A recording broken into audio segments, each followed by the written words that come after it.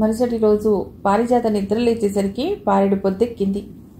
పనిపిల్ల వచ్చి నిద్రలేపింది. కళ్ళు నిలుపుకుంటూ మంచంపై కూర్చుని ఓసారి చుట్టూ కలిగే చూసింది. ఎటు చూసినా గది నిండా ఖాళీ డబ్బాలు, కాల్చి పారేసిన సిగరెట్ పీకలే కుప్పలు కుప్పలుగా పడి ఉన్నాయి. రాత్రంతా నిద్ర లేకుండా ఇట్లా సిగరెట్లు తగిలేస్తూ గడిపారు కాబోలు అనుకుని, అయ్యగారు నిద్రలేచారా అని అడిగింది పనిపిల్లని. అయ్యగారు ఇంట్లో లేనట్లున్నారమ్మా, తలుపులు దగ్గరగా వేసి ఉంటే తీసుకుని నేను వచ్చేశాను. నాకు త్వరగా అంట్లకి నేను పడేయండి అమ్మగారు అంటూ ఇల్లు చిమ్మటానికి మూలనున్న చీపురు చేతిలోకి తీసుకుంది. అది వినగానే ఈసారి పారిజాత మంచం మీద నుంచి దిగ్గున లేచింది. భర్త కోసం ఇల్లంతా కలియదిరిగింది. రాజారావు ఎక్కడా కనిపించలేదు. ఏదో తెలియని భయాందోళనలతో గుండెలు దడదడలాడుతుంటే మళ్ళీ ముందు హాల్లోకి వచ్చింది ఆమె. టీవీ స్టాండ్పై ఓ పక్కగా మడత పెట్టి ఉంచిన కాగితం ఏదో కనిపించింది. ఒక్క ఉదుటిన వెళ్ళి వణుకుతున్న చేతులతో అది అందుకుని విప్పి చదవసాగింది. పారిజాత, నిన్న డాక్టర్ చెప్పిన వార్త విన్నప్పటి నుండి నా మనసు షాక్ తిన్నట్లయింది. ఆ లేడీ డాక్టర్ నా మొదటి భార్య కమల ఉన్నప్పటి నుండి బాగా పరిచయం. కమలకి మొదటి కాన్పులో మా అమ్మాయి అయిన సునీత అదే హాస్పిటల్లో పుట్టింది. సునీత తర్వాత కమల 6-7 సంవత్సరాలకి మళ్లీ గర్భవతి అయింది. అసలే చాలా నీరసంగా అనారోగ్యంగా ఉండే కమలకు రెండోసారి కాన్పు కావటం చాలా కష్టసాధ్యం అయింది. చివరికి బాబు పుట్టాడు.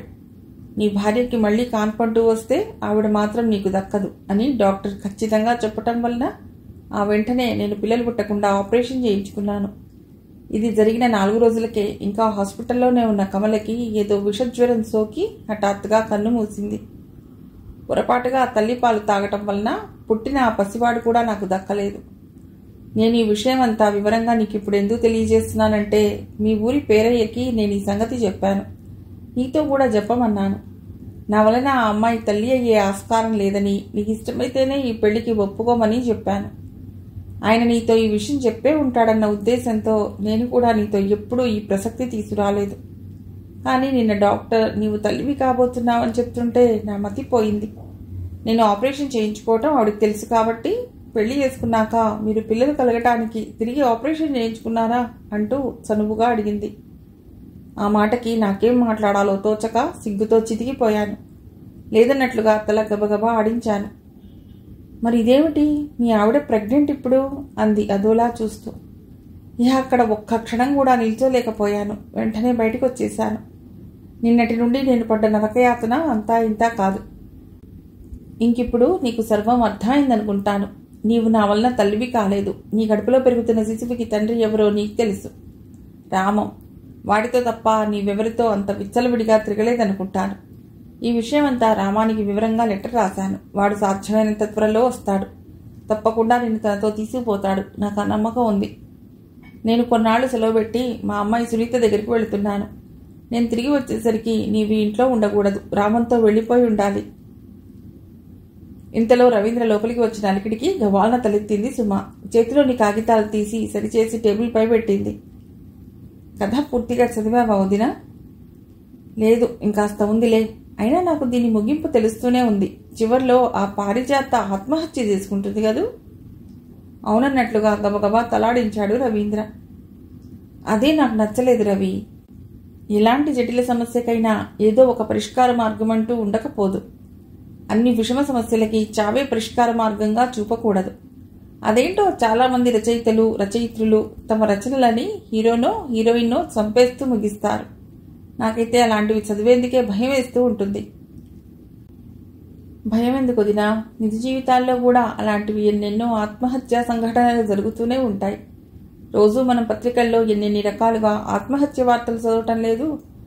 కిరోసిన్ పోసుకుని ఒళ్ళంటించుకోవటం, నూతుల్లోకి దూకి చావటం, ఊరేసుకుని కొంతమంది చావటం.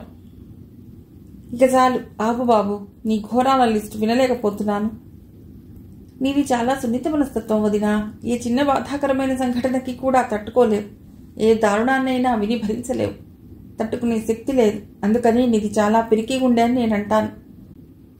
జీవితంలో ఎదురయ్యే కష్టాల్ని, బాధల్ని, విషమ పరిస్థితులను ఎదుర్కొని నిలదొక్కునే గుండె ధైర్యం, నిర్భీతి ప్రతి మనిషికి ఉండి తీరాలి.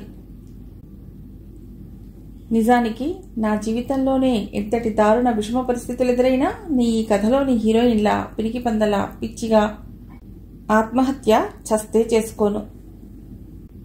నా కథానాయికి పిరికి పందనంటున్నావు గాని అది నిజంగా జరిగిన సంఘటననే వదినా. ఈ వీధికి 2 ఇళ్ల అవతల భుజంగం అని ఒకతనున్నాడు. ఆయన కథనే ఆధారంగా తీసుకుని నేను ఈ రచన చేశాను. సుభద్ర వదిన వాళ్ళ విషయాలని నాకు వివరంగా చెప్తే వాటికి నా ఊహాగానాన్ని జోడించి రాశాను. అయితే ఆ అమ్మాయి నిజంగానే చచ్చిపోయిందా రవి? వాళ్ళ మరిది వచ్చి తీసుకువెళ్ళలేదా? ఆశ్చర్యంగా అడిగింది సుమ. అసలు అతను రానే లేదు. నీ భార్య అయిన పారిజాతకు నాకు మధ్య ఎలాంటి సంబంధమూ లేదు. ఇక్కడ నేను ఆ అమ్మాయిని ప్రేమించాను, వచ్చే నెలలో వివాహం చేసుకోబోతున్నాను అంటూ వాళ్ళ అన్నగారికి వదినకు ఉత్తరాలు రాశాట. ఇటు కట్టుకున్న భర్తకు దూరమై అటు మరిదికి దగ్గరవ్వలేని విషమ పరిస్థితుల్లో ఆ అమ్మాయి ఇంట్లోనే ఉరిపోసుకుని చనిపోయింది. పాపం, ఆ దుష్టుడి మూలంగానే ఇలా జరిగింది కదా అంటుంటే సుమబాల కళ్ళు అప్రయత్నంగా చెమ్మగిల్లాయి. అంతలోనే ఆ గదిలోకి పరుగు పరుగున బాబీ వచ్చాడు, పిన్ని పిన్ని అని కేకలేస్తూ. ఏమిట్రా పరుగు అంది సుమ కుర్చీలోంచి లేస్తూ. మరే పిన్ని, మమ్మీ నిన్ను త్వరగా తయారవ్వమంటోంది. పిక్చర్కు వెళ్ళాలట మనం ఇప్పుడు, హుషారుగా చెప్తూ చెయ్యి పట్టుకుని సుమని లాక్కెడుతున్నట్టుగా తీసుకెళ్లాడు. ఏటక్కయ్యా, వీడేదో పిక్చర్ అంటున్నాడు. మరే మీ బావగారు పిక్చర్కి వెడదామంటున్నారు. త్వరగా రెడీ అవ్వు, అందరం కలిసి సరదాగా వెడదాం. నేను ఈలోగా అందరికీ కాఫీలు పట్టుకొస్తా. ఎందుకక్కయ్యా పిక్చర్కి వెళ్ళడం? అయినా రాత్రికి మేము వెళ్ళిపోతున్నాంగా పెద్దక్కయ్య వాళ్ళ ఊరికి. లేదులే, రేపు ఉదయం మీరు ఇక్కడి నుంచి బయలుదేరటానికి నాన్నగారిని ఒప్పించాను. అందుకే ఇప్పుడు ఈ సినిమా ప్రోగ్రాం. ఆ సినిమాకి వెళ్లే బదులు హాయిగా ఇంట్లో కూర్చుని కబుర్లు చెప్పుకోవచ్చుగా. అయ్యో, మా ఇంటికి రాక వచ్చిన మద్దలివి. ఈ బావ కనీసం ఓ పిక్చర్ అయినా చూపెట్టకపోతే ఎలా అన్నాడు అప్పుడే అటుగా వచ్చిన ఆనందరావు. అయినా పిక్చర్ చూడటం నాకంతగా ఇష్టం ఉండదు బావా. మరేం పర్వాలేదు, చాలా మంది ఇష్టపడే పౌరాణిక చిత్రం ఇది. ఓహో, కళ్ళెగరేసింది సుమ. ఓహో అని ఎంత తేలిగ్గా అంటామేమిటి? అందున రామారావు పిక్చరాయే. మామగారు కూడా వస్తున్నారు మన వెంట అంటూ టవల్ తీసుకుని భుజాన వేసుకుని హడావిడిగా బాత్రూం వైపు వెళ్ళాడు ఆనందరావు. సుమిత్రకి ఎలా ఉందమ్మా? పురుడు రావటానికి ఇంకా ఎన్ని రోజులు పడుతుందిట? పక్కింటి సుగుణం అడుగుతోంది ముసలావిడ్ని. ఏదీ సరిగ్గా తెలియటం లేదు నాకు. అబ్బాయి ఈ సంగతులు నాకు తెలియనివ్వడు. ఈవేళో రేపో కాన్పు కాకపోతే తప్పనిసరిగా ఆపరేషన్ చేయాలనందిట డాక్టర్ అమ్మ. అమ్మాయికి ఎలా ఉంటుందో ఏమో, అంతా భగవంతుడిదయ్యా. పిల్లో పిల్లవాడు ఎవరైనా సరే ఈ ఒక్కమారు సవ్యంగా జరిగి అమ్మాయి క్షేమంగా ఇంటికి వస్తే నాకంతే చాలు. కళ్ళు చెమ్మగిల్లుతుండగా బాధాతప్త స్వరంతో అంటున్న ముసలావిడ వంక జాలిగా చూసింది సుగుణమ్మ. ఆవిడకి కోడలంటే ఎంతో ప్రేమానురాగాలు. ఎంతైనా మీకు కోడలంటే చాలా అపేక్షలండి. మీలాంటి అత్తా కోడళ్ళు చాలా అరుదుగా ఉంటారు. మీరెలాంటి దిగులు బాధ పెట్టుకోకండి.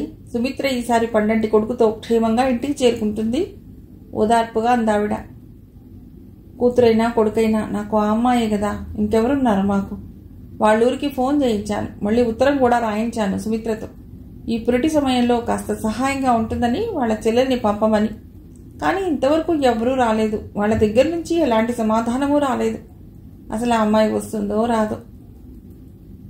ఈవేళ రేపో రావచ్చులేండి. మా అబ్బాయి పడుకున్నాడు. వాడు లేచేలోగా నా పనంతా తెముల్చుకుని ఓసారి హాస్పిటల్కి వెళ్ళి సుమిత్రను చూసొస్తాను అంటూ సుగుడమ్మ వెలుదిరిగేటంతలో ఓ ఆటో సర్రున ముందుకు దూసుకువచ్చి వాకిట్లో ఆగింది. ముసలావిడ కళ్ళజోడు సవరించుకుంటూ ఆశ్చర్యంగా చూడసాగింది ఆటోలోంచి దిగుతున్న వాళ్ళని. మీ ఇంటికేనండి చుట్టాలు? ఎవరో గుర్తించారా? తగ్గు స్వరంతో అడుగుతున్న సుగుణమ్మ మాటలకి ఎవరో ఏమిటో నాకంతగా గుర్తు రావటం లేదు. సన్నగా గొడుగుతున్నట్లుగా అంటున్న ముసలావిడ ఇంకా అటే చూస్తుంది. ఆటో వెళ్ళిపోయింది. సూట్ కేసు చేతబట్టుకుని వెంకట్రామయ్య గారు ఆ వెనకాల సుమబాల లోపలికి రాసాగారు. ఏమక్కయ్యా, బాగున్నారా? నేను వెంకట్రామయ్యని, పల్లె నుండి వస్తున్నా. ఇది నా చిన్న కూతురు సుమబాల అంటూ తనను తానే పరిచయం చేసుకున్నాడు ఆయన. మీరేనా? అంతా కులాసయ్యే కదా. మిమ్మల్ని చూసి చాలా కాలం అయింది, అందుకనే చప్పున గుర్తించలేకపోయాను. రండి రండి లోపలికి. కోడలి పిల్ల తోటకూర కాడలా బాగా ఏపుగా పెరిగిపోయింది సుమని అపురూపంగా చూస్తూ అందావిడ. ఓహో, అయితే మీరు సుమిత్ర చెల్లలేనన్నమాట. ఇందాకనే 3 నిమిషం ముందు మీ గురించే మాట్లాడారు. ఇంతలోనే మీరొచ్చారు. నిండా 100 ఏళ్ల ఆయుష్ మీకు. నవ్వుతూ సుగుడమ్మ వెళ్ళిపోయింది. ఎవరత్తయ్యా ఆవిడ? సుమ అడిగింది. సుగుడమ్మ అని మన పక్కింటి ఆవిడ. మీ అక్కయ్య హాస్పిటల్లో చేరినప్పటి నుండి పాపం ఆవిడ చాలా సహాయం చేస్తోంది. ఇంకా డెలివరీ కాలేదా అమ్మాయికి? వెంకటరామయ్య గారు కూతురు గురించి ఆతృతగా అడిగాడు. ఇంకా కాలేదు. ఇవాళ రేపు పురుడు రాకుంటే ఆపరేషన్ చేయాలని అంటుంది డాక్టర్ అమ్మ. వారం 10 రోజులు ఆఫీసుకు సెలవు పెట్టాడు అబ్బాయి. అయితే అల్లుడు గారు హాస్పిటల్లోనే ఉన్నారా? ఇందాకనే అమ్మాయికి పాలు టిఫిన్ పట్టుకెళ్ళాడు హాస్పిటల్కి. నాకేమో ఏ పని చేత కాదు. ఏమీ తొచ్చి చాపక కాలు చెయ్యి అడ్డం లేదు. పర్వాలేదు అత్తయ్య, నేను వచ్చానుగా, ఇక అన్ని పనులు నేను చూసుకుంటానులేండి, మీరు ఇక నిశ్చింతగా ఉండండి. సుమ నవ్వుతూ ముసలావిడికి అభయం ఇచ్చింది. నా తల్లి, నిన్ను చూస్తుంటే నా కడుపు నిండిపోతోంది. పదమ్మా పద, స్నానాలు చేసి కాఫీ టిఫిన్ తీసుకుందురు గాని. అవునమ్మా సుమ, త్వరగా మనం కాలకృత్యాలు ముగించుకుని హాస్పిటల్కి వెళ్ళి ముందుగా మీ అక్కయ్యను చూద్దాం. అలాగే నాన్న, మీరు స్నానం చేసి రండి అంటూ సుమ సూట్ కేసు తెరిచి తండ్రికి బట్టలు టవల్ బయటికి తీసింది. అన్నట్లు అక్కయ్య పిల్లలేరి? పెద్ద పిల్లలు 3 స్కూల్కి వెళ్లారు. చంటిది మాత్రం పాలు తాగి ఇందాకనే పడుకుంది. సరే సరే అంటూ వెంకటరామయ్య గారు టవల్ భుజం మీద వేసుకుని బాత్రూమ్ వైపు వెళ్లారు. ఈ కాస్త పాలు తాగు సుమిత్ర. అబ్బే వద్దండి, నేను ఇక తాగలేను. మొండిగా ఇలా వద్దంటే ఇలా చెప్పు. నీ అసలే చాలా నీరసంగా ఉన్నావంటుంది డాక్టర్. చల్లారిపోతున్నాయి, త్వరగా తాగు అంటూ బలవంతంగా కప్పులోని ఆ పాలని భార్యతో తాగించాడు రఘురాం. ఏమండి, మెల్లిగా పిలిచింది సుమిత్ర. ఫ్లాస్క్, టిఫిన్ బాక్స్ వైరుబుట్టలో సర్దుతున్న అతడు తలెత్తి చూశాడు ఆమె వంక ఏమిటన్నట్లుగా. మీరు మా ఊరికి ఓ మారు ఫోన్ చేయండి, తొందరగా సుమని ఇక్కడికి పంపమని, లేకపోతే చాలా కష్టం అవుతుందండి. నేను ఇలా హాస్పిటల్లో పురుడయ్యాక కూడా ఎన్నాళ్ళు ఉండిపోవలసి వస్తుందో ఏమిటో. ఇంట్లో పిల్లలతో అత్తయ్యకి నానా యాతనగా ఉంటుంది. చెల్లాయి వస్తే ఇక నాకే దిగులు ఉండదండి. అన్ని పనులు అదే స్వయంగా చూసుకుంటుంది. మీ వాళ్ళు మీ చెల్లాయిని ఇక్కడికి పంపాలని ఇష్టం ఉన్న వాళ్ళైతే నీకు ఫోన్ చేయగానే పంపేవారు. ఇప్పుడు మళ్ళీ ఫోన్ చేసినా ఆమెను ఇక్కడికి పంపిస్తారని నాకు ఆ నమ్మకం లేదు. తప్పకుండా పంపిస్తారండి. ఎందుకు లేట్ అయిపోయిందో నాకు అర్థం కావటం లేదు. సరే, నీ ఇష్టం, ఇక ఇప్పుడే చేస్తాను. మీ ఊరికి ఫోన్ నెంబర్ చెప్పు అంటూ రఘురాం జేబులో నుండి సెల్ ఫోన్ తీశాడు. అంతలోనే లోనికి ఎవరో వచ్చిన అలికిడికి వెనుదిరిగి చూసిన రఘురాం విస్తుపోయాడు. అరే మావయ్య, మీరా? ఎప్పుడొచ్చారు? హాస్పిటల్కి ఎలా వచ్చారు? ఆనంద ఆశ్చర్యాలతో ప్రశ్నించాడు. పనిపిల్ల చూపెట్టింది హాస్పిటల్. మేము వచ్చి 1 గంట పైనే అయ్యింది. అమ్మాయికి ఎట్లా ఉంది అంటూ ముందుగా తండ్రి, ఆ వెనకాల వస్తున్న మరదల్ని అప్పుడు చూశాడు రఘురాం. ఫోన్ చేయి అంటూ ఇందాకటి నుంచి ఒకటే గోల. ఇహనేం చూడబోయ్, మీ చెల్లాయి కూడా వచ్చింది నవ్వుతూ చెప్పాడు భార్యకి. తండ్రిని చెల్లెల్ని చూడగానే సుమిత్రకి ఆ క్షణంలో ఎక్కడలేని బలం, సంతోషం వచ్చేశాయి. బెడ్ పైనే మెల్లిగా లేచి కూర్చుంది. ఒంట్లో ఎలా ఉంది? మరీ ఇలా చిక్కిపోయావేమమ్మా, కూతురి తలని ప్రేమగా నిమురుతూ అన్నాడాయన. అక్కయ్య చేతులని తన చేతుల్లోకి తీసుకుంది సుమ. గాజులు మోచేతిని దాటిపోతున్నాయి. ఇంత నీరసంగా ఉందేమిటి?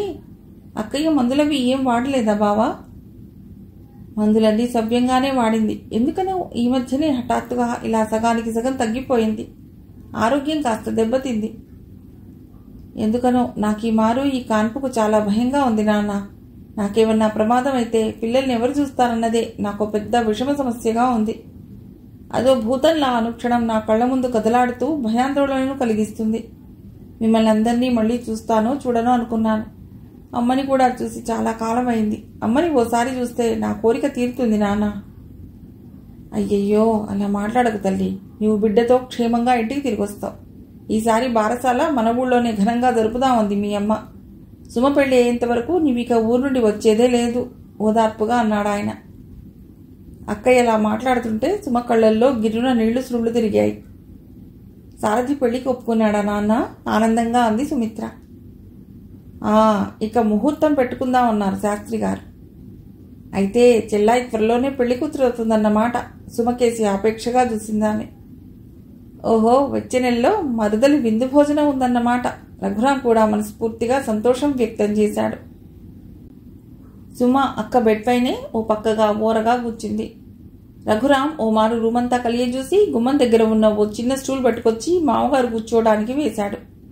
సుమిత్ర పిల్లల గురించి, అత్తగారి గురించి, సుమ రోజు చేయవలసిన పనుల గురించి వరుసగా చెప్పుకుపోతోంది. సుమేమో చిరునవ్వుతో మౌనంగా ఊగొడుతోంది. ఏమిటి సుమిత్ర, ఒకే మారు అన్ని పనులు పురమాయిస్తూ మరదలిని అదరగొట్టేస్తున్నావు? మరేం పర్వాలేదులేండి, ఎన్ని పనులైనా చెల్లాయి క్షణంలో ఇట్టే చేసేయగలదు. సుమరాకతో నా మనస్సుకిప్పుడు కొంచెం నిశ్చింతగా ఉందండి, తేలిగ్గా నిట్టూర్చిందామె. ఇది ప్రైవేట్ నర్సింగ్ హోమా అక్కయ్య? అవును, క్రితంసారి చంటిది కూడా ఇదే హాస్పిటల్లో పుట్టింది. మీ బావగారికి బాగా పరిచయం, స్నేహితుడి భార్య, అందుకనే మాకు స్పెషల్ రూమ్ కూడా ఇచ్చింది. ఓ మంచి డాక్టర్గా ఈ చుట్టుపక్కల మంచి పేరు ప్రఖ్యాతులు ఉన్నాయి. డాక్టర్ గారు కూడా రౌండ్స్కి వచ్చే వేళయింది అన్నాడు రఘురాం చేతి వాచి కేసి చూసుకుంటూ. ఆ కాసేపట్లోనే నిజంగా ఆ డాక్టర్ రానే వచ్చింది. ఏం సుమిత్ర, బుజ్జలోని బాబేమంటున్నాడు? లోపలికి వస్తూ నవ్వుతూ పలకరించింది. అక్కడున్న వాళ్ళని ప్రశ్నార్థకంగా చూసింది. రఘురాం వాళ్ల మామగారిని మరదల్ని ఆవిడకు పరిచయం చేశాడు. పరస్పర నమస్కారాలు పూర్తయ్యాక మామ అల్లుడు బయటికెళ్లారు. అంతలోనే లావుగా నల్లగా గుమ్మటంలా ఉండి తెల్లని యూనిఫామ్ ధరించిన ఓ నర్స్ ట్రేలో పరీక్షా సామాగ్రంతా ఉంచుకుని లోపలికి వచ్చింది. తాను అక్కడే ఉండాలో బయటికెళ్లాలో తెలియక కాస్త వెనక్కి తిరిగి గోడవారగా నిల్చుంది సుమ. మీ పేరేమిటి? సుమిత్రని పరీక్షిస్తూనే అడిగింది ఆ డాక్టర్ సుమని. సుమబాలండి. రూపానికి తగ్గట్టు చక్కటి పేరు, మెచ్చుకోలుగా అంది డాక్టర్. ఆ మాటకి పక్కనే ఉన్న నర్స్ ముఖం కాస్త చిన్నబోయింది. ఆమె పేరు లావణ్య. పేరుకు తగ్గట్టు లావణ్యం ఆమె శరీరంలో ఏ కోసానా అగుపించదు. మా ముగ్గురి అక్క చెల్లెళ్లలో మా చెల్లిలే చక్కటి చుక్కండి డాక్టర్, సుమిత్ర చిన్నగా నవ్వుతూ అంది. అవునవును, ఆ మాట ఒప్పుకోవలసిందే, నవ్వుతూ అంటూ అన్ని పరీక్షలు ముగించి చివరగా ఇంజెక్షన్ కూడా ఇచ్చింది. నిన్న ఇచ్చిన టాబ్లెట్స్ రోజుకి 3 చొప్పున మర్చిపోకుండా వేసుకో. ఈ 2-3 రోజుల్లో డెలివరీ అవ్వచ్చు, లేదా ఖచ్చితంగా ఆపరేషనే, నవ్వుతూ చెప్పి నర్స్ వెంటరాగా ఆవిడ అక్కడి నుంచి వెళ్ళిపోయింది. ఆ రోజు వెంకట్రామయ్య గారు ఊరికి వెళ్ళటానికి ప్రయాణమయ్యాడు. అప్పుడే వెళ్ళిపోతావా నాన్న? అక్కయ్యకి డెలివరీ అయ్యే వరకు ఉండిపోవా? అడిగింది సుమ.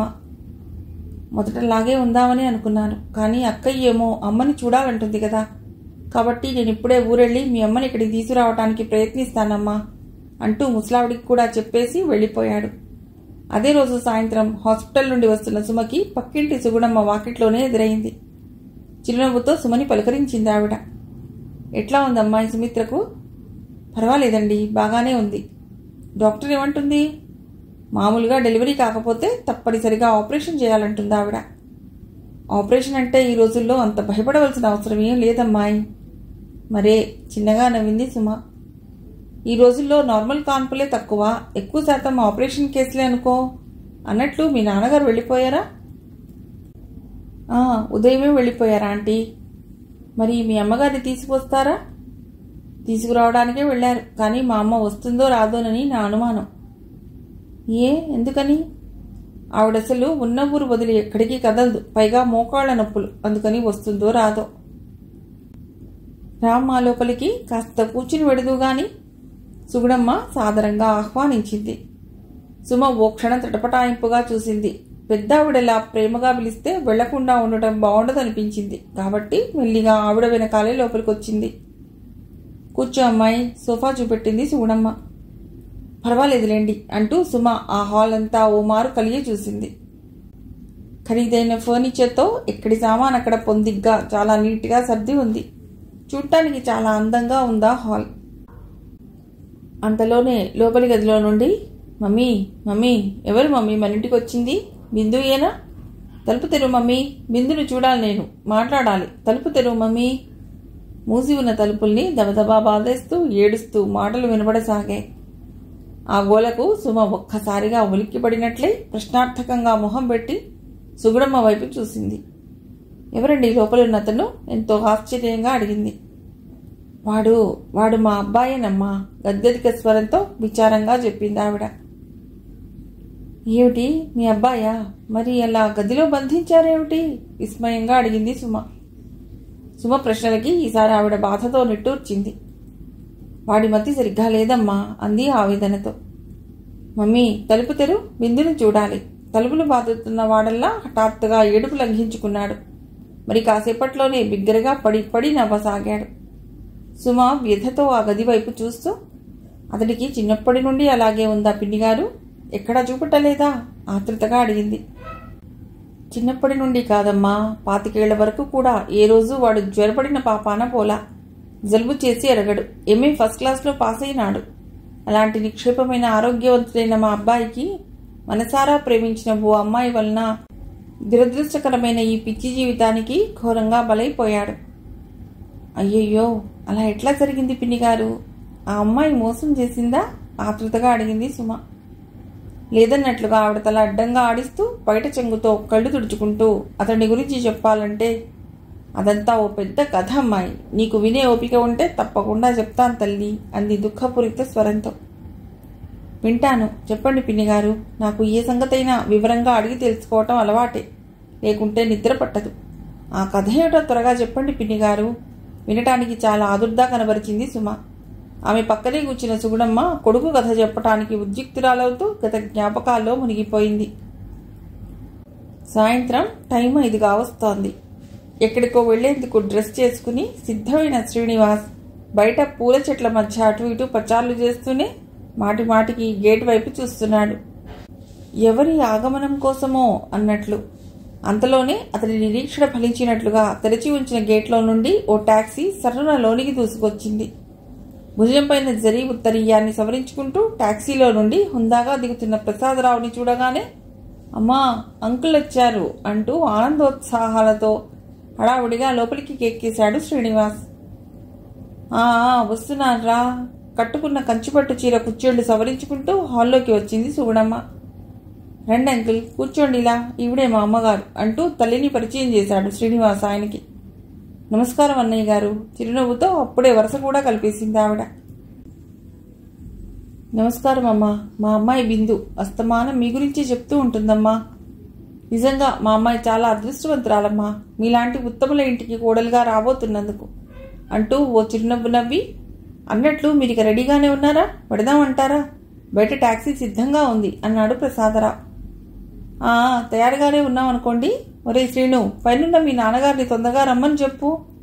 కొడుక్కి చెప్పి తాను కాఫీ తీసుకురావడానికి హడావిడిగా వంటింటి వైపు వెళ్ళింది సుగుణమ్మ. ప్రసాదరావు ఖరీదైన ఆ ఇంటిని, తాను కూర్చున్న హాల్లోని ఫర్నిచర్ని చాలా అబ్బురంగా కళ్ళు రెండూ విప్పార్చుకుని మరీ చూడసాగాడు. ఇంతలోనే సుగుణమ్మ కాఫీ తీసుకొచ్చి ఇచ్చింది ఆయనకి. అయ్యో, ఇప్పుడెందుకమ్మా? మొహమాట పడుతూనే ఆ కాఫీ కప్ అందుకున్నాడు ప్రసాదరావు. శ్రీనివాస్ పైకెళ్లి తండ్రిని వెంటబెట్టుకుని రాసాగాడు. మెట్ల మీద నుండి వాళ్ళు వస్తున్న అలికిడికి తనకు కాబోయే వియ్యంకుడు ఎలా ఉంటాడో చూడాలన్న తలంపుతో ఆతృతగా గబాలన తల ఎత్తాడు ప్రసాదరావు. తెల్లటి పంచె, చెంగు కొస ఎడమ చేతిలో విలాసంగా పట్టుకుని కుడి చేత్తో కళ్ళజోడు సవరించుకుంటూ ఒక్కో అడుగే వేస్తూ హుందాగా మెట్లు దిగి వస్తున్న ఆ గంభీర విగ్రహాన్ని చూడగానే దిగ్భ్రాంతి చెంది స్థాణువులా బిగుసుకుపోయాడలా. చేతిలోని కాఫీ కప్పు అప్రయత్నంగా జారి కిందపడి భళ్ళున బద్దలైంది. ఆ కప్పులాగానే కూతురు వివాహం పట్ల ఆయన ఏర్పరచుకున్న కోరికలు, ఆశలు అన్నీ ఒక్కసారిగా అడగారిపోయాయి. మెట్లపై నుండి కిందికి దిగి వస్తున్న రావుగారు హాల్లో సోఫాలో కూర్చుని ఉన్న ప్రసాదరావుని చూడగానే బిగుసుకుపోయినట్లు ఎక్కడి వాడక్కడే ఆగిపోయాడు. ముఖంలో ఇక్కడ లేని క్రోధాగ్నిరేఖలు ఒక్కసారిగా అలుముకున్నాయి. నువ్వు సూటిగా చూస్తూ రావుగారికి ఇక ఏమనాలో ఎలా మాట్లాడాలో తెలియదన్నట్లుగా ఆగిపోయాడు. ఇక తండ్రి వాలకానికి అటు అంకుల్ వాలకానికి విస్తుపోతున్న శ్రీనివాస్, ఆయనే డాడీ, నేను ప్రేమించిన బిందు వాళ్ళ ఫాదర్, మనల్ని ఇప్పుడు వాళ్ళింటికి పెళ్లి చూపులకు తీసుకువెళ్ళడానికి వచ్చారు అంటూ పరిచయం చేశాడు.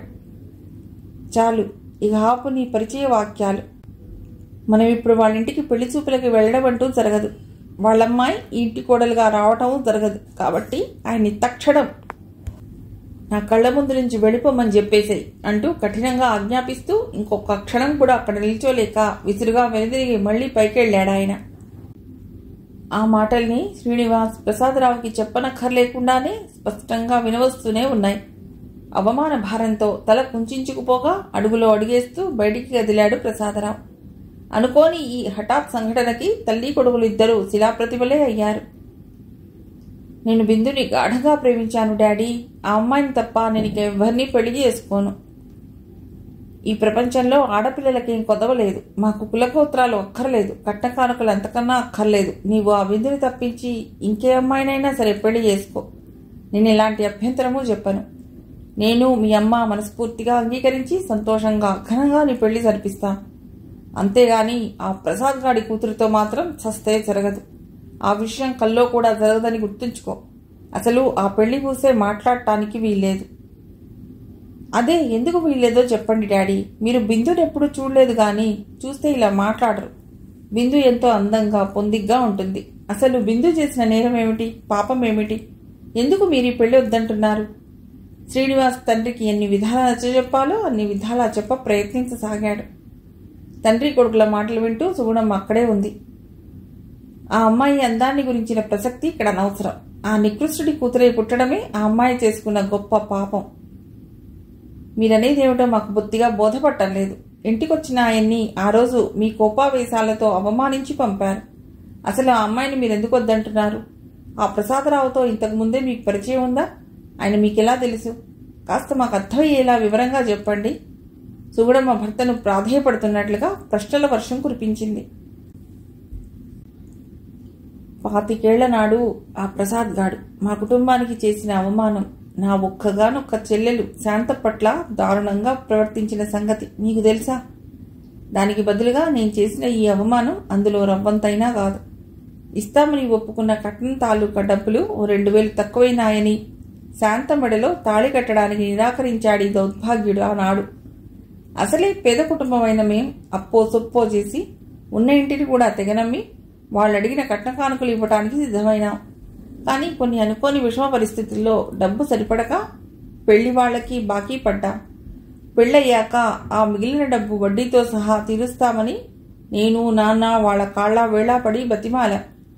ఆహా, ససేమిరా కరగలేదు వీడి హృదయం. వీడి తండ్రిది అంతకన్నా కఠిన హృదయం. పాషాణం అంటే బాగుంటుందేమో. ఫలితం పీటల మీద పెళ్లి ఆగిపోయింది. పెళ్లి వాళ్ళు తిరిగి వెళ్ళిపోయారు. ఎన్నెన్నో కోరికలతో ఆశలతో పెళ్లి కూతురైన చెల్లాయి స్థితి వర్ణనాతీతం. అసలే గుండె జబ్బు మనిషి అయిన మా అమ్మ ఈ దారుణానికి తట్టుకోలేకపోయింది. పీటల మీద పెళ్లి ఆగిపోయిన చెల్లాయికి ఇక ఈ జన్మలో పెళ్లి జరగదంటూ బోరు బోరుమని శోకాలు తీస్తూ హఠాత్తుగా మమ్మల్ని అందరినీ శోక సముద్రంలో ముంచి తన దారిన తాను వెళ్ళిపోయింది. తన పెళ్లి ఆగిపోయిన అవమానంతో, పెళ్లికి వచ్చిన అమ్మలక్కల గుసగుసలతో, అమ్మ మరణంతో ఒక్కసారిగా శాంత ఉక్కిరి బిక్కిరి అయిపోయింది. ఆత్మస్థైర్యం కోల్పోయింది. ఆ బాధా తరంగాల తాకిడికి తట్టుకోలేక పిరికి దానిలా ఆత్మహత్య చేసుకుంది. కళకళలాడవలసిన ఆ పెళ్లి పందిరి శోకాలతో పెడబొబ్బలతో విలవిల్లాడిపోయింది. ఆనాడు ఆ పెళ్లి కొడుకైన ప్రసాద్ శాంతపడలో తాళికట్టి ఉంటే ఒకే రోజున 2 శవాలు ఆ ఇంట్లో నుండి కదిలేవి కాదు. ఆనాటి ఆ సంఘటనలు ఇప్పటికీ నా కళ్లకు కట్టినట్లుగా ఉన్నాయి. ఆ పెళ్లి కొడుకు ప్రసాద్ మళ్లీ ఇన్నాళ్లకిలా బిందు తండ్రిలా దర్శనమిచ్చాడు. అమ్మా చెల్లెల మరణంతో నాన్న జీవితమే పూర్తిగా మారిపోయింది. అస్తమానం పిచ్చాడిలా తనలో తానే గొణుక్కుంటున్నట్లుగా అమ్మని శాంతని పలువరిస్తూ ఉండేవాడు. అలాంటి సమయంలో ఏ కట్న కానుకలు ఆశించకుండా నేను నా దానిగా చేసుకుంటాను సుగుణ. ఒకప్పుడు లేమితో బతికిన నేను స్వశక్తితో ఈనాడిలా ఇంతటి ఉన్నత స్థితికి రాగలిగాను. నాన్న చనిపోయే ముందు కూడా నా దగ్గర మాట తీసుకున్నాడు. కట్న కానుకల వలన శాంత జీవితం ఎలా బలయిందో నీకు తెలుసు. కట్న కానుకలు మనుష్యుల్ని రాక్షసులుగా మారుస్తాయి. నీ పిల్లలకి కట్నం తీసుకోకు, ఇవ్వకు, ఇదే నా చివరి కోరిక అంటూ నాన్న కన్నుమూశాడు. బాధాతప్త స్వరంతో చెప్పడం ముగించాడు రావుగారు. ఆయన మది నిండా అలుముకుని ఉన్న ఆ శోకపూరిత యథార్థగాథంతా విన్న తల్లి కొడుకులు ఓ క్షణం ఏం మాట్లాడలేకపోయారు. అందులో ముందుగా తేరుకున్నది శ్రీనివాసే. ప్రసాదరావు గతంలో మన కుటుంబం పట్ల చాలా తప్పు చేశారు. అది నేనిప్పుడు కాదనటం లేదు. కానీ దానికి ప్రతీకార చర్యగా ఆయన కూతురైన బిందుని మీ కోడలిగా స్వీకరించడానికి ఇష్టపడటం లేదు. అలనాటి మీ కోపాగ్నికి ఇది సరైన మార్గం కాదు. ప్లీజ్ డాడీ, మీరు బిందుని ఓసారి చూడండి. ఆ తర్వాత మీ నిర్ణయం చెప్పండి ప్రాధేయపడుతున్నట్లుగా అడిగాడు శ్రీనివాస్. నో, వీల్లేదు. నేను ఆ అమ్మాయిని చూడను అక్కర్లేదు, నా నిర్ణయం చెప్పను అక్కర్లేదు. నా తుది నిర్ణయం ఏమిటో ఆ ప్రసాద్ గాడిని చూసినప్పుడే చెప్పేశాను. వాడి కూతురుతో నీ పెళ్లి జరగదు, అది మాత్రం గుర్తుంచుకో.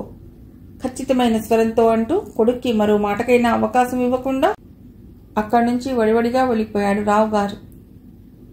నేను ఈ పెళ్లి చస్తే చేసుకోను మమ్మీ. ఎందుకు చేసుకో? ఎందుకంటే నాకు ఇష్టం లేదంతే. శ్రీనివాసుని తప్ప నేను ఎవరిని పెళ్లి చేసుకోను. నా మనస్సులో మరి ఇంకెవరికీ స్థానం లేదు. బిందు ఖచ్చితమైన తన నిర్ణయాన్ని వాళ్ళమ్మతో అంటోంది. ఆ శ్రీనివాస్ పేరెత్తావంటే ఆగ్రహావేశాలతో మీ నాన్నగారు అంతెత్తున ఎగిరిపడుతున్నారు. మీ నాన్నకి ఆ శ్రీనివాస్ తండ్రికి పూర్వపు సంబంధాల ద్వేషం గురించి, పెళ్లి చూపులకని వాళ్ళని తీసుకురావడానికి వెళ్ళటం, వాళ్ళు మీ నాన్నని అవమానించడం అదంతా వివరంగా చెప్పాడు కదా. కాబట్టి ఇక నువ్వు ఆ శ్రీనివాస్ పేరు పదే పదే ఎత్తావంటే ఆయన ఊరుకోరు. నా మాట విని మీ నాన్నగారు తెచ్చిన ఈ సంబంధానికి ఒప్పుకో బిందు. అబ్బాయి అన్ని విధాలా యోగ్యుడు. ఆ శ్రీనివాస్ కంటే కూడా అందగాడు. కామాక్షమ్మ కూతురికి నచ్చచెప్పటానికి ఎన్నో విధాలా ప్రయత్నిస్తోంది. శ్రీనివాస్ కంటే 10 రెట్లు అందగాడైనా సరే నేను ఈ పెళ్లికి ఒప్పుకోను మమ్మీ. అలా అంటే ఎలా బిందు? నేను ఈ పెళ్లికి ఒప్పుకోనని డాడీతో చెప్పేసాయి, విసురుగా తలెగరేస్తూ అంది బిందు. అటు ఆయనకి చెప్పలేక ఇటు నీకు నచ్చజెప్పలేక మధ్యన నేను చస్తున్నాను. వాళ్ళ పట్ల మీ నాన్నకి ఎంతటి కోపావేశాలున్నాయో తెలుసా? తెలిస్తే నీవిలా మాట్లాడతావా? నీవెందుకమ్మా చావడం, నేనే చస్తాను మనసులోనే గొడుక్కుంటూ నీళ్లు నిండిన కళ్లతో గదిలోకి వెళ్ళిపోయింది బిందు. రావుగారు ప్రసాదరావుని అవమానించి పంపిన రోజు నుండే కోపతాపాలతో బుసలు కొట్టే తాచుపాములా తయారైనాడు. తండ్రి తరపున క్షమాపణలు చెప్పడానికని ఇంటికి వచ్చిన శ్రీనివాస్ని నానా తిట్లు తిట్టి, నీ మొహం చూపించకిక, నీ బుదలష్టపు సంబంధమే మాకక్కర్లేదు. కోపతాపాలు, పంతాలు, పట్టింపులు ఒక్క మీ నాన్నగారికే కాదు నాకు ఉన్నాయి. చూస్తావుగా నా తడాఖా. అబ్బాయిలకేం ఈ దేశం గొడ్డుపోలేదు. నిన్ను తలదండే లాంటి సంబంధం తెచ్చి వారం రోజుల్లో నా కూతురికి పెళ్లి జరిపించి తీరుతాను. నీవు ఇంకెప్పుడు మా అమ్మాయిని కలవటానికి ప్రయత్నించకు. మీ కుటుంబపు మర్యాదలు మంటగలిసేలా చేయగలను. కాబట్టి తక్షణం నీవిక బయటకు నడు అంటూ ఏం మాట్లాడటానికి కూడా శ్రీనివాస్కి అవకాశం ఇవ్వకుండా వాకిట్లో నుండే గింటేసినంత పనిచేశాడు. ఆ రోజు ఆయన శ్రీనివాస్తో అన్న మాటలన్నీ అక్షరాలా అమలుపరిచాడు. 4 రోజులు ఓపిగ్గా వెతికి వెతికి ఓ సంబంధం కుదిర్చాడు కూతురికి. బిందుని కాలేజీ మాన్పించాడు. ఇంట్లో నుండి ఎక్కడికి కదలకుండా కట్టడి చేశాడు. బిందు తనకి పెళ్లి ఇష్టం లేదని తండ్రికి ఎంతగానో ముత్తుకుని చెప్పినా లాభం లేకపోయింది. ముహూర్తం కూడా నిర్ణయించబడింది. శుభలేఖలు కూడా అచ్చయినాయి. రేపు పెళ్లనగా ఆ రోజు సాయంత్రం 5 గంటల ప్రాంతంలో ఎవ్వరూ ఊహించని ఓ దారుణ సంఘటన జరిగిపోయింది ఆ పెళ్లి ఇంట్లో. సాయంత్రం ఎక్కడెక్కడో తిరిగి పిచ్చాడిలా ఇంట్లోకి వస్తున్న శ్రీనివాస్ని సంధించిన బాణంలా స్కూటర్పై దూసుకు వచ్చిన ఓ అబ్బాయి ఆపాడు. ఎందుకో ఏమిటో తెలియని శ్రీనివాస్ ఆ అబ్బాయి వంక ఆశ్చర్యంతో బిత్తరపై చూడసాగాడు. ప్రసాదరావు గారి అమ్మాయి బిందు బాత్రూంలో కిరోసిన్ పోసుకుని వంటికి నిప్పంటించుకుంది. చాలా దారుణంగా కాలిపోయింది. మృత్యువుతో పోరాడుతూ హాస్పిటల్లో చివరి దశలో ఉందామె. మిమ్మల్నే కలవరిస్తోంది. గద్గదిక స్వరంతో చెప్తూ స్కూటర్పై శ్రీనివాస్ నెక్కించుకుని వచ్చినంత వేగంగా వెళ్ళిపోయాడు. హాస్పిటల్లో ఓ మాంసపు ముద్దలా పడి ఉన్న తన ప్రియాతి ప్రియమైన బిందుని ఆ భయంకర దారుణ స్థితిలో చూసి చూడగానే బిందు అంటూ ఓ గావుకేక పెట్టి స్పృహ లేకుండా అక్కడే కుప్పలా కూలిపోయాడు. అలా పడిపోయిన శ్రీనివాస్కి ఆ తర్వాత 2-3 రోజులకి స్పృహ వచ్చింది. కళ్ళు తెరుస్తూనే పక్కనే ఉన్న తల్లిని గాని తండ్రిని గాని గుర్తుపట్టలేదు. పిచ్చి చూపులు చూడసాగాడు. బిందు వస్తోంది, నన్ను పిలుస్తోంది అంటూ ఏమిటేమిటో పిచ్చి పిచ్చిగా అర్థం పర్థం లేకుండా మాట్లాడసాగాడు. పెద్దగా నవ్వటం, ఉన్నట్లుండి బిగ్గరగా ఏడవటం, ఇది వాడి వరస. మతిస్థిమితం తప్పినట్లుగా డాక్టర్లు ధృవపరిచారు. ఉన్న ఒక్కగానొక్క కొడుకు అలా పిచ్చాడిలా అయినందుకు మా బాధావేదనలు చెప్పనలవి కావు. నేను పిచ్చిదాన్లా అనుక్షణం విలపిస్తూ నరకం అనుభవిస్తున్నాను. ఎన్నెన్నో ఊళ్ళు తిరిగాం, ఎంతోమంది డాక్టర్లకి చూపించాం, కానీ లాభం లేకపోయింది. కొన్నాళ్ళు పిచ్చాసుపత్రిలో కూడా ఉంచాం. ఇంకాస్త ఎక్కువైంది కానీ తగ్గల. వాడి బాగు కోసం ఎన్ని విధాలా ప్రయత్నించాలో అన్ని విధాలా ప్రయత్నిస్తూనే ఉన్నాం. ఆ భగవంతుడికి మా మీద కనికరం కలగలేదు. నాకు ఈ శోకం తప్పలేదు.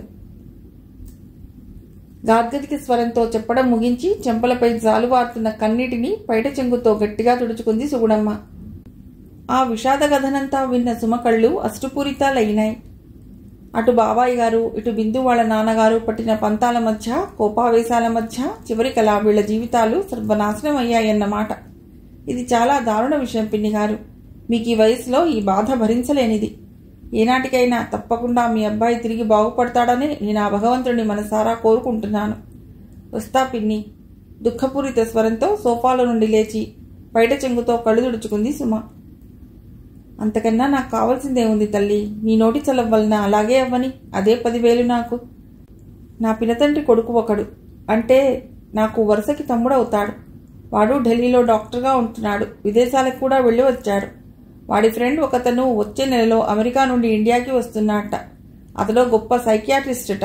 అతడికి మా శ్రీనివాస్ని చూపెట్టాలని ఈ నెలాఖరులోగా మమ్మల్ని ఢిల్లీకి రమ్మని మా తమ్ముడు ఉత్తరం రాశాడమ్మా. మాకు నిన్ననే ఫోన్ కూడా చేశాడు. మరి వెళ్ళడం లేదా పిన్ని గారు? అయ్యో, ఎందుకు వెళ్ళం? తప్పకుండా వెడతాం. ఏమో, ఎవరు చెప్పగలరు? ఆ డాక్టర్ పుణ్యాన మా వాడు మళ్ళీ మనుషుల్లో పడతాడేమో. ఆ ఆశతోనే నేను ఇలా బతుకుతున్నాను. అందుకే వెడుతున్నాం. ప్రయాణానికి అన్ని ఏర్పాట్లు చేస్తున్నారు మీ బాబాయ్ గారు. తప్పనిసరిగా మీకు ఈ మారు దైవం అనుకూలంగా ఉంటాడు. వెళ్ళిరండి పిన్ని గారు అని చెప్తూ సుమ ముందుకు నడిచింది. సుగుణమ్మ గుమ్మం వరకు వచ్చి సుమని సాగనంపింది. ఒరేయ్ అబ్బాయి రఘురాం, కొడుకు దగ్గరగా వచ్చింది ముసలావిడ. ఏటమ్మా, బట్టలు మార్చుకుంటున్న రఘురాం అడిగాడు తల్లిని. నేను మారు హాస్పిటల్కి వస్తానురా, కోడల్ని చూసొస్తాను. నేనిప్పుడు హాస్పిటల్కి వెళ్ళడం లేదమ్మా, ఇందాకనే కదా అక్కడి నుంచి వచ్చింది. వేసుకున్న ఇస్త్రీ షర్ట్ని ప్యాంట్లోకి టక్ చేస్తూ అన్నాడు అతడు. మరిప్పుడు నీవెక్కడికి వెడుతున్నావు? నా ఫ్రెండ్ వాళ్ళ ఇంట్లో పార్టీ ఉందమ్మా, అక్కడికి వెడుతున్నాను. హాస్పిటల్కి రేపు ఉదయం వెడదాం. కోటు వేసుకుని రిస్ట్ వాచ్ బిగించుకుంటూ అన్నాడు. అమ్మాయి కులాసాగానే ఉంది కదా? కోడలి ఆరోగ్యాన్ని గురించి అడిగింది ఆవిడ. సుమిత్రకేం పర్వాలేదమ్మా, తప్పనిసరిగా ఆపరేషన్ చేయించవలసిన అవసరం ఏర్పడవచ్చనే అంటోంది డాక్టర్. ఆ ఏర్పాట్లు కూడా రెడీ చేసుకుందామి. కర్చీఫ్ని మడతపెట్టి కోట్ జోబులో పెట్టుకుంటూ అన్నాడు అతడు. అంతలో సుమ టీ తీసుకువచ్చింది వాళ్ళ బావకి. టీ కప్ అందుకుంటూ సుమని ఒక్షడం పరీక్షగా చూసి అదోలా చిన్నగా నవ్వాడు రఘురాం. అతడలా ఎందుకు నవ్వుతున్నాడో అర్థం కాని సుమ విస్తుపోయింది. అదేమిటే అమ్మాయి, బుగ్గ మీద నల్లగా ఆ మస్సేమిటి? సుమ వైపు తేరిపార చూస్తూ ఉన్న ఆవిడకు కొడుకెందుకు నవ్వాడో అప్పుడు అర్థమైంది. త్వరలో పెళ్లి కూతురు కాబోతోందిగా, అందుకని అడ్వాన్స్గా దిష్టిబొట్టు పెట్టుకుంది కాబోలు. టీ తాగుతూ అంటూ ముసిముసిగా నవ్వాడు రఘురాం. సుమ కంగారు పడుతున్నట్లుగా చేతులతో గట్టిగా చెంపలు రుద్దుకుంది. కుడి అరచేయికి మసి అంటుకుంది. ఇందాక వంటింట్లో టేబుల్ కింద కూర్చుని ఊడుస్తుంటే గోడకి బోర్లించి పెట్టిన అట్ల పెన మసి కాబోలత్తయ్యా ఇలా అంటుకుంది. సబ్బు పెట్టి మొహం గడుక్కో అన్నట్లు పిల్లలేం చేస్తున్నారు అడిగింది ముసలావిడ. అన్నాలు తింటున్నారత్తయ్యా.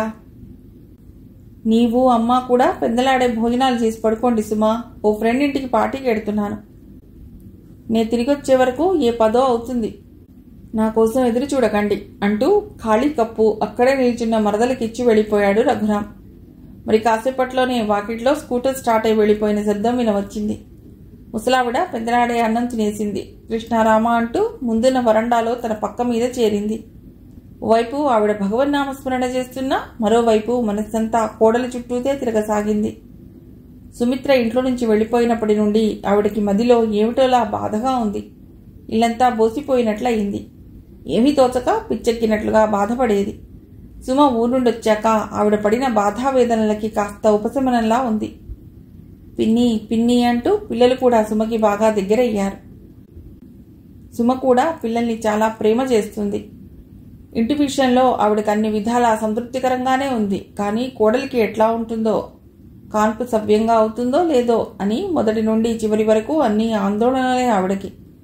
సుమిత్ర కాపురానికి వచ్చినప్పటి నుండి నేటి వరకు ఆవిడెప్పుడూ అత్తగారి అధికారాన్ని చెలాయించెరుగదు. సుమిత్ర కూడా అత్తగారి పట్ల ఎంతో గౌరవ మర్యాదలతో, పూజ్యమైన భక్తిభావంతో, ఎంతో అణకువగా ఆదరంగా మసులుకుంటూ వచ్చింది ఇంతవరకును.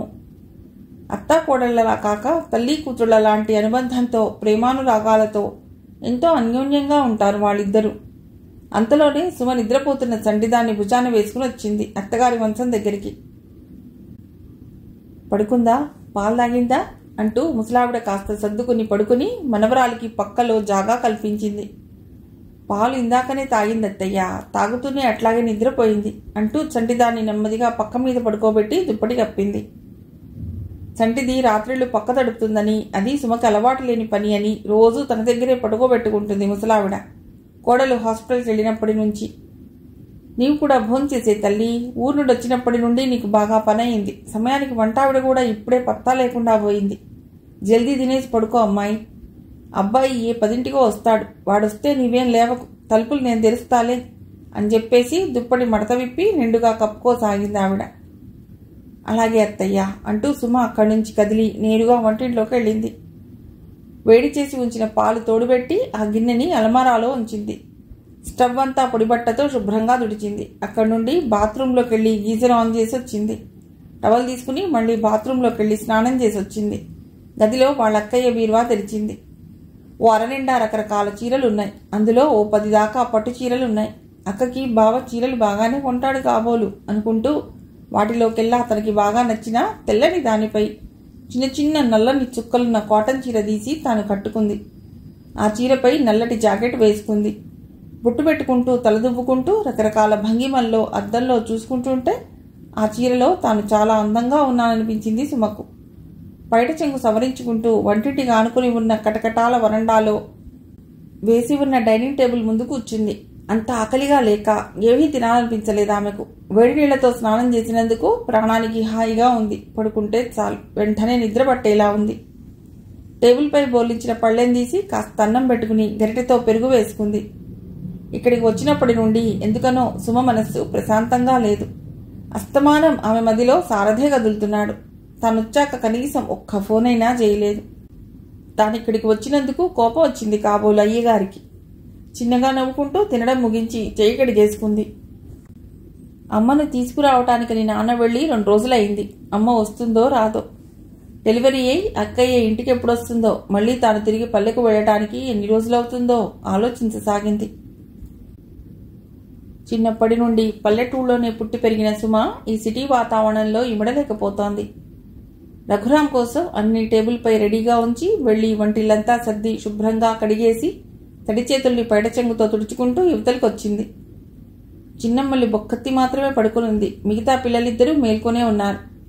సుమ గదిలోకి రాగానే, పిన్ని, ఈరోజు నువ్వు కూడా మాతో పాటు ఇక్కడే పడుకుని మాకో కథ చెప్పవా అంటూ గోల చేయసాగారు. అయ్యో, మీరింకా నిద్రపోలేదా? సుమ ఆశ్చర్యంగా అడిగింది. లేదు పిన్ని, నిద్ర రావటం లేదు. హాస్పిటల్ నుండి మమ్మీ ఎప్పుడొస్తుంది పిన్ని?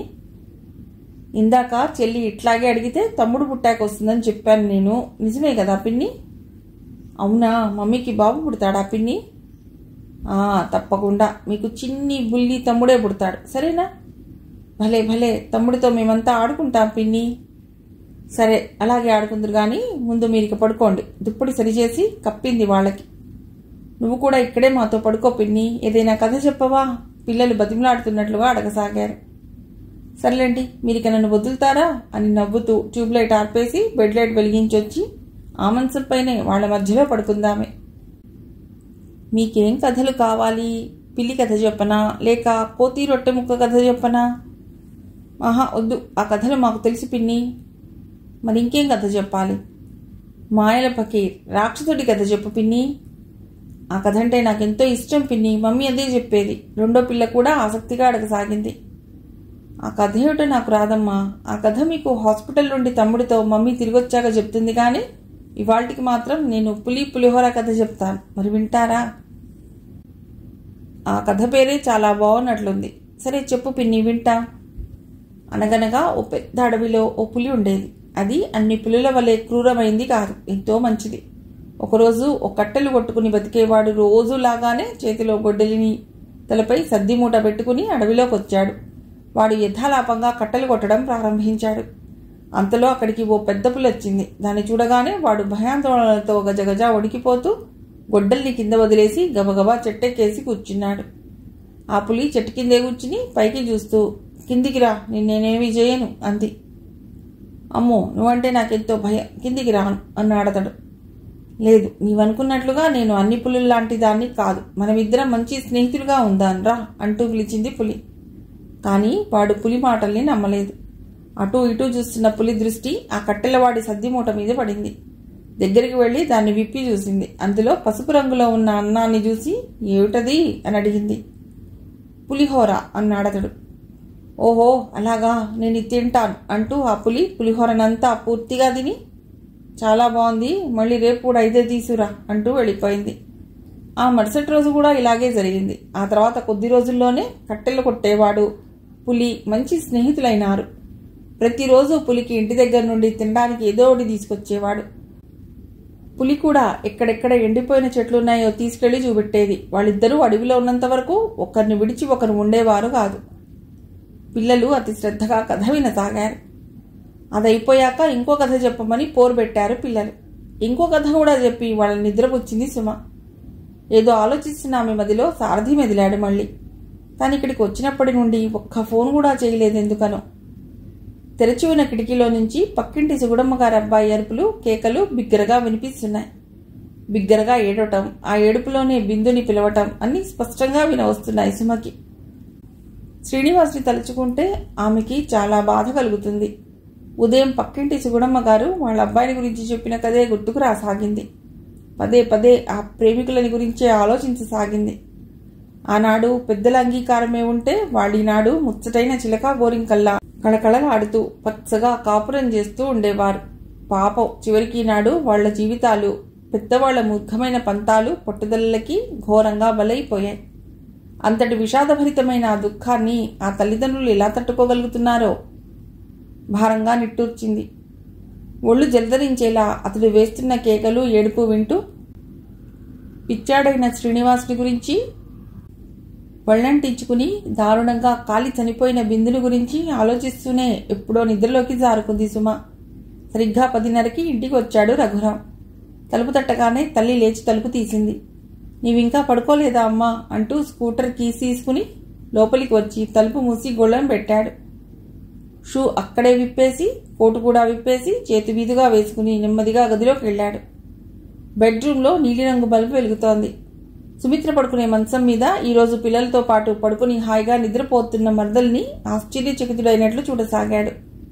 ఆమె కట్టుకున్న నల్ల చుక్కలున్న ఆ తెల్లటి చీరని మరింత విస్మయంగా, ఆసక్తిగా గమనించసాగాడు రఘురాం. ఆ చీరను తాను గత సంవత్సరం మ్యారేజ్ డేకి తెచ్చాడు సుమిత్రకి.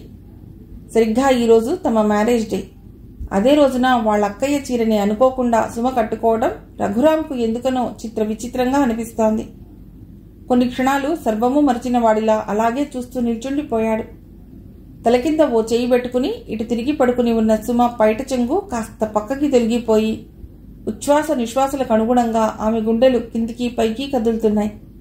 పక్కనే నిద్రిస్తున్న రెండో పాప సుమ నడుం చుట్టూ చేయి వేసి బిగ్గరగా ఖర్చుకుని పడుకుంది. కాబోయే భర్త అయిన సారథిని గురించి ఏవేవో మధురమైన తీయని సుందర స్వప్నాలు కంటూ ఉంది కాబోలు. నిద్రలో కూడా సుమ పెదాలపై సన్నని దరహాసాలు దోబూచులాడుతున్నాయి. నీలరంగు లైట్ కాంతిలో తెల్లటి చీరలో స్నిగ్ధ మనోహరంగా నిద్రిస్తున్న సుమని ఓ క్షణం రెప్పవాల్సక అలాగే చూస్తుండిపోయాడు రఘురాం. చేతిలోని కోట్ని బట్టల స్టాండ్కి తగిలించాడు. ఒకే మంచంపై 2 పిల్లలతో సుమ పడుకోవడం కొంచెం బాధ అనిపించినా ఓ పిల్లని తన మంచంపై పడుకోబెట్టుకుందామన్న ఉద్దేశంతో పెద్దమ్మల్ని మెల్లిగా లేపి ఎత్తుకుంటుంటే అతడి చెయ్యి అప్రయత్నంగా సుమ చేతికి తగిలేసరికి ఉలిక్కి పడ్డట్లు అయిన సుమ ఒక్కసారిగా లేచి కూర్చుంది గాబరాగా.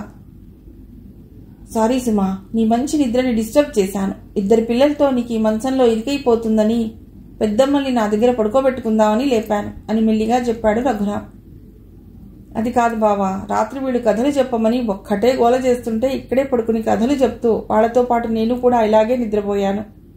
పెద్దమ్మల్ని ఇక్కడే పడుకోబెట్టండి బావా, రోజులాగే నేను ఆవలి గదిలో పడుకుంటాను అంటూ బయట సరి చేసుకుంటూ చకచకా మంచం దిగింది సుమ. పర్వాలేదు సుమ, నీవీరోజు ఇక్కడే పడుకో, ప్రతిరోజు మీ అక్కయ్య పడుకునే మంచమే ఇది అంటూ రఘురాం వారించబోయాడు. అయినా సుమ వినలేదు. వద్దులే బావా, నేను అవతలే పడుకుంటాను. ఇక విధిలేక రఘురాం మళ్లీ పాపని మంచంపై పడుకోబెడుతూ ఉస్సురుమని నిట్టూర్చాడు. సుమ పిల్లలిద్దరినీ సరిగ్గా పడుకోబెట్టి దుప్పటి కప్పి ఇటు తిరిగి, మీరెప్పుడొచ్చారు బావా? కళ్ళెత్తి అతని వంక పరీక్షగా చూస్తూ అంది. ఇందాకనే వచ్చాను. భోజనం చేశారా?